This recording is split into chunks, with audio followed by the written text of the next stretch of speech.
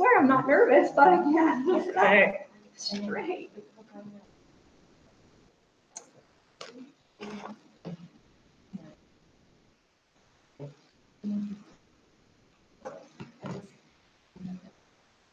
Okay, so I am Liz Green, and I am really excited to introduce you to this toolkit that I've developed for telemental health. So just as a preface, this is based on my research, and feedback's definitely welcome. If you've got things to add, feel free to add what you want to say. And then, just if you walk away with nothing else from today, I hope that you walk away with the impression that telemental health is pretty simple to get going, and it's doable, and this toolkit will be a great resource as a guide to help you in your own practice development. You can use telemental health as a hybrid model, so whether you're in whatever setting you're in, you can use it as an adjunct to your in-person visits, or you can use it as a standalone. The other thing I wanted to mention was just at the end of this, you'll see a couple of really great resources, two of which I want to point out specifically. Utah Telehealth Network is really awesome. They have great support. They can get back to you really quickly via email or phone. They know a lot of the details, so reach out to them if you have questions. And then also the Center for Connected Health Policy. It's another resource that it kind of has all the legalities, the laws, regulations for the nation. So it breaks it up state by state. So be aware of that. It's an ever-changing field, so they keep things up to date on there. So this is the table of contents. And so I tried to really break it down into your need-to-know sections in order to get started with this. So introductions and definitions, laws and standards, reimbursement and coding, technical requirements and HIPAA-compliant platforms, reaching the underserved tax credit, crossing state lines, example documents, additional resources, and references. So this first section is introduction, and the first part is just basically introducing you to the guide, and then the definitions. I'm going to go through these kind of quickly. Feel free to read these later. Telehealth, as we know, is the use of telecommunication technology to engage in live interactive videos for transmission of vital signs, diagnostic images, video clips, and patient data. And then we also have telehealth and telemedicine. You'll see that used pretty much interchangeably in different documents, so those are pretty much synonyms. And then telemental health is a subcategory. What this guide focuses on is kind of down in those three major types, the video conferencing. So there's other forms of telehealth technology, or what you can deliver via telehealth, but video conferencing is kind of the focus of this guide. And then at the bottom there, you'll see just some important terms to be aware of when you're using telehealth. So, be pretty familiar intimately pretty much with HIPAA and high-tech, because those two kind of guide federally what we can do, or, when it comes to privacy and security. And then a business associate agreement. So that's a key term to remember when you're using telehealth. Any of these platforms or subcontractors that you're working with, you need to have a business associate agreement with them. And I have an example document at the end that you can use as your guide. So laws and standards. This is kind of what is regulating your practice with telehealth in Utah. So nationwide, there is not necessarily legislation in every state to regulate it, but in Utah, we do have a little bit of regulation. They, in 2017, came out with this bill. It was enacted in 2017, which basically outlines the scope for if you're going to use telehealth. So pretty understandable terms. You need to make sure you're acting in the scope of your license, be held to the same standards as in traditional care. You need to act within accordance to the Electronic Prescribing Act, and the details of that are in there. But basic things that you would be doing in in-person visits. So making sure the patient has a diagnosis, you review their current symptoms, underlying conditions, And it also has the, you need to make sure that if you're going to engage with a patient in telehealth, that you are available to them in future visits via telehealth. So, I mean, if you're going to establish care with someone, you need to make sure that you can follow up with them in the same form. And then you'll also want to just make sure that you're knowledgeable of what resources are in that patient's area when it comes to referral sources and particularly emergency resources, because you may need to refer your patient to that place. And then making sure that you are able to make the patient's medical record available to them. So whatever electronic health record that you use needs to be able to have printing capabilities or an ability to transmit the patient's medical record to them, because that is part of federal law. And then making sure that you have a license. You can't use telehealth if you're not licensed and providing licensed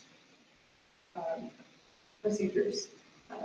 And then the Ryan Haight Online Pharmacy Consumer Protection Act, I think some of us are familiar with this, but basically what that is if you're going to use telehealth, you can't be prescribing controlled substances without meeting with the person at least one time. And when I went in and read through the actual act, that is actually, you have to be with them every 24 months. So it's not just one time and you're done for eternity, it needs to be every 24 months. So just keep that in mind if you do plan to use controlled substances via telemental health. There are some exceptions, like if you're working for the VA, that doesn't necessarily apply to them. There's a couple others like public health crises or emergency situations. So, but generally speaking, that's kind of the standard, or that's what's the law. So, as far as standards go, so another really great resource is the American Telemedicine Association, and they are pretty much our main lobbyists for telehealth in the nation, and they kind of have set up ethical standards, guidelines to guide telehealth practice. They have said, and I just want to point out a few of the things that they've said. So before you make your initial contact, or at the initial contact with your patient, you need to make sure that you identify the patient's location. That's going to be really important for your payers, and it's going to be important for your legal ability to provide care to them. And we'll get into that in just a minute. But then also just identifying the patient's identity and your identity, your credentials, and contact information, what to do in between sessions for contact, and making sure that they understand what is what follow-up care they need to do and their emergency resources. And then informed consent. So informed consent is another big thing that Center for Connected Health Policy has this all updated on their website too. But what kind of informed consent does my patient need when it comes to delivering telehealth? So in Utah, there isn't any standard, or there isn't any law that says that you need to do this specific way of informed consent, but it's a pretty expected, general expectation that you're going to collect some sort of informed consent from your patient specific to using telehealth. So we know we're going to get informed consent with our patients generally, but if you're doing that hybrid model, you want to just integrate that into your informed consent, that it has something about telehealth too. If you're going to do this independent of any other type of visits, it can just be its own freestanding informed consent. I put on here kind of what that needs to include, but if you're doing the verbal consent, all you have to do is make sure that the patient's okay with it, and you just document it in the chart, and that counts. If you're doing the written, having them sign. I mean, if it were me, I would just recommend doing the written informed consent, just because it allows you to specifically outline risks, benefits, alternative courses of treatment, and privacy, security stuff. So making sure that you're acting in compliance with high-tech and HIPAA, and specifically talking about their resources for emergency follow-up. Okay, any questions so far? I know that's a lot so far. Trying to do this lightning quick. Okay, so reimbursement and coding. I would say that this is probably the biggest letdown I had during my research is I get doors shut in my face on what the specifics are from third-party payers. So every insurance company I called, I've listed them on the guide, but every insurance company I called, they would not give me specifics on allowed amounts. They wouldn't tell me what they require for telehealth. Partly, I think that the representatives were like blown away. They didn't expect someone to be calling and asking these type of questions, but I really dug deep and they just would not give me the answer. So what I did find out is there's numbers there that you can call if you are contracted with or you have if you're paneled with one of these insurance providers, you can thanks. That was a question. If you're paneled with them, you can call them and find out the specific details. But all of the ones that I've listed on there do reimburse for telehealth, so that's great news. Utah Medicaid is probably our most lenient payer, which is awesome. They are totally on board with this. They will reimburse for any CPT code that they reimburse for in-person visits, and the location of the patient is irrelevant to them as long as they're in the state that you're practicing in. So they can be at home, so really cool. And then Medicare is going to be your most restricted, so they require you to have, the patient has to be in one of those health provider shortage areas, and they have to go physically to an originating site, so that's a place that's already been established by the U.S. Department of Health and Human Services, or if they go directly to them and say, hey, we think we should be eligible as an originating site, they will determine that, and so some places can be outside of what their norm is and be okay. So how this works is the originating site will get reimbursed and then the provider will get reimbursed if all those requirements are met. And Medicare will reimburse for all of the procedure codes or CPT codes that we're going to be using. So that's good news. If for some reason you're in a situation where you want to use this with providing Medicare services, they will reimburse for it, psychiatric evaluation, therapy, groups, those things. So then coding. So generally speaking, the way you code for a telehealth visit is going to be the same way that you code for an in-person visit, with the exception of adding some sort of modifier. So it will vary from insurance company to insurance company. Some won't even require the modifier, but generally speaking, they want you to put in some sort of modifier that signifies to them that you're doing this via telehealth. So Medicare has been using this GT modifier, and so how that would look is, say you're using 99214, you would put 99214 space GT. So it's really simple, and that just says that you're using this via telecommunication. Then there is one other CPT code that exists out there. It's called 95, so it's just the same type of idea, but the code is 90, the modifier is 95. Medicare also just recently released a thing saying that place of service 02 is what they're going to require. So it's ever changing. So just be on the lookout of what the people you're providing, what those insurance companies require. And then one other thing is in your documentation, almost all will want you to document on the first visit where the patient resides and where they're located. So technical requirements and HIPAA compliant platforms. So technical requirements can be broken down into 3 categories. So you want your software, your hardware, and your internet connection.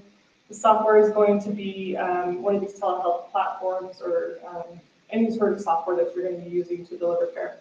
Then hardware is going to be what device you're delivering this through. So there's computers, tablets, cell phones. You want to just make sure that it has video and audio capability and that it's compatible with whatever software you're using. So some of these softwares are going to only be available via the computer. Most of them have all 3 options, so they come in an app. The person just goes to the app and can pull it up. So kind of cool.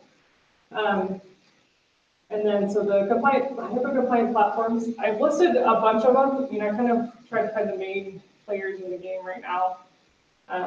Those top ones are going to be just your ones for telehealth visits.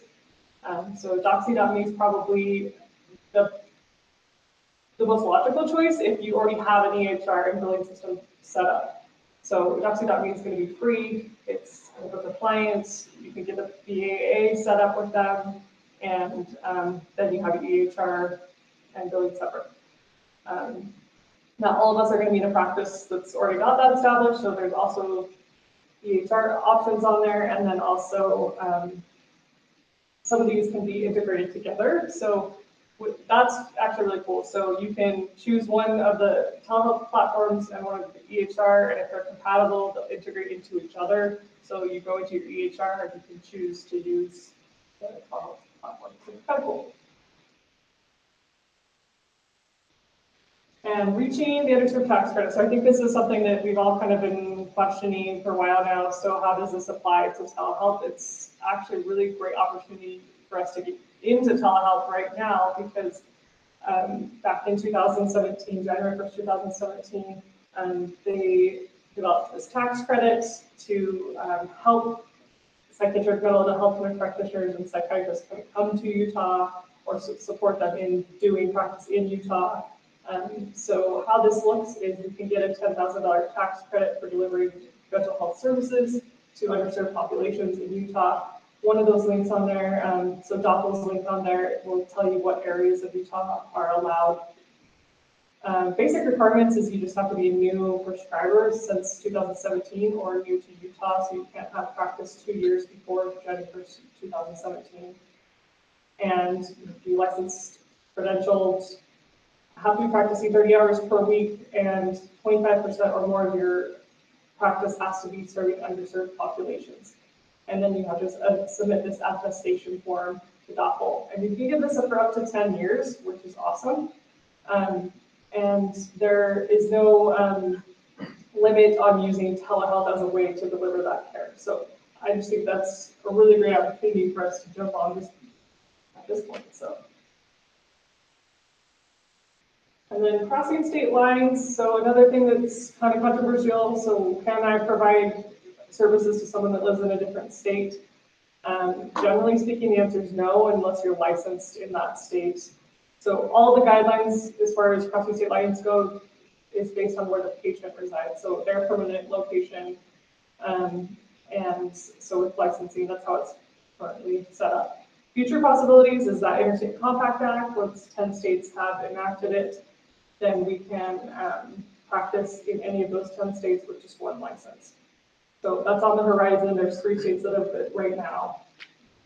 And then transitional care. So if you intend to provide transitional care to a patient moving to a different state, so say you have been in therapy with them and you need to continue therapy after they've moved, what you want to do is look at Center for Connected Health Policy's website to find out what that state's requirements are. So it's based on where the patient is going to reside again. In Utah, if you were an out-of-state provider and you have your patient moving to Utah, they will allow that transitional care without you being licensed in Utah, as long as it's just a very short interim period. And for therapy, it's going to be, again, if you're out of state and you're providing care to someone coming here, it has to be 45 days or less, and they have to write to Doppel, say that that's what they're doing. And then generally speaking, that type of care is not reimbursable, except for what is minimally required to cover malpractice insurance. And speaking of malpractice insurance, if you are going to be providing care in multiple states, just making sure that you check with your malpractice insurance, because some of them will not allow, like their policy won't cover multi-state practice. So just making sure, just a little nugget of information there, just to make sure you check with your malpractice insurance. So then on here is just the example documents. We got the consent form and the business associate agreement. So the business associate agreement, the government actually made this really extensive one, which is really cool because you can just go on there, download it, cut, copy, paste, whatever you want from it, and send it off to your software company. So, and then just additional resources on there. I've talked about the top 3. The last one, the Behavioral Health Institute. If you're looking for additional trainings, it's a really great resource because they have fairly affordable options that will be specific to certain topics, but hopefully this resource will give you kind of the basic essentials you'll need to know to use this. And there's references. So, like I said, it's a really great opportunity for us where we're at right now to be delivering care via telehealth, and hopefully this resource can help you get that going in your own practice. And so it will be available via the YouTube link if you want, or if you want me to just email it to you directly, just let me know. I'm happy to do that. So any questions? Do the rules change for children? What do you mean by rules? Are you still allowed to do telemedicine exactly the same? Yes. I mean, you just have to have that same kind of informed consent, collaboration with the So parent. then the only issue would really be like stimulants. Right. Yep. Stimulants, benzos. I mean, you just have to meet with the person in person every 4 months. So, Brian? BAA is something that my EHR company signs, I sign, and also my video platform. Right. And a lot of these companies already have that BAA set up. So, depending, some of the ones that are more, that they've really dedicated a lot of time to developing their software will already have one in place, and all you have to do is go sign it as you sign up. For those systems that don't have one, that's when I would go to the government's website, download that, tell them, hey, I want to use your platform, but I need you to sign this, and we'll have this agreement that you're keeping my patient's health information protected. So. Okay. I'm jealous of you guys that you get to use the tax credit because I certainly don't qualify for it. But you use it. I do use it all the time. I use Doxy.me, and I found that I used one before that. It was less reliable, but I used Doxy.me. So the Doxy.me /Dr. Bailey, you go on that, you'll be helping. My patients use it all the time, but here's where I found, because in Utah, at a patient I saw all the time, she went up to Utah State. Well, now she doesn't have to drive down to see me. I just see her up there. I have patients, one moved from here to St. George, and she was struggling to come up to an appointment. She kept wanting to. And like, just try this out. I gave her the link, and it's really as easy as signing on to a website. And so I was able to do her visit just by distance and not have that inconvenience. So, and it's seamless with, I see patient 1, patient 2, my patient 3 is online on my computer, then patient 4 is back in my office. That seamlessness is, I think, a great thing. Yeah, and I think the biggest barrier, I think, is that lack of knowledge and lack of understanding that this is actually really simple to implement, and the laws are becoming more and more supportive of doing this. So, and you can always go back to the guide if you have questions about the specifics. So, what I don't have yet is an informed consent from my distance patients who's been on the distance. That's right. And we have one. There is a link to one. We can get it to you. Yeah. Okay. All right. Thanks, guys.